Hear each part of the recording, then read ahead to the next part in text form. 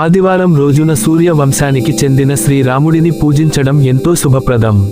భారతదేశంలో శ్రీరాముడికి సంబంధించిన అనేక పవిత్ర క్షేత్రాలు ఉన్నాయి.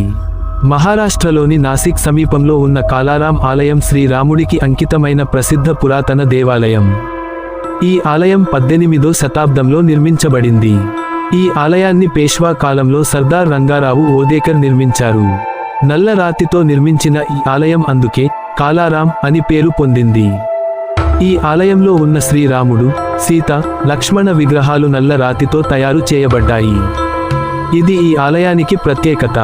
ఇక్కడ శ్రీరాముడిని భక్తితో పూజిస్తే కోరికలు నెరవేరుతాయని, కుటుంబ సమస్యలు తొలగిపోతాయని భక్తులు విశ్వసిస్తారు. రామనవమి సందర్భంగా ఈ ఆలయంలో భారీ ఉత్సవాలు జరుగుతాయి. వేలాది భక్తులు పాల్గొని శ్రీరాముడి ఆశీర్వాదాలు పొందుతారు. ఆదివారం రోజున శ్రీరాముడిని స్మరించడం ద్వారా ధైర్యం, శాంతి, విజయాలు మీ జీవితంలో వస్తాయి. ఈ వీడియో నచ్చినట్లయితే లైక్ చేసి, షేర్ చేసి, ఈ వీడియోపై మీ అభిప్రాయాలను కామెంట్ రూపంలో మాకు తెలియజేయండి.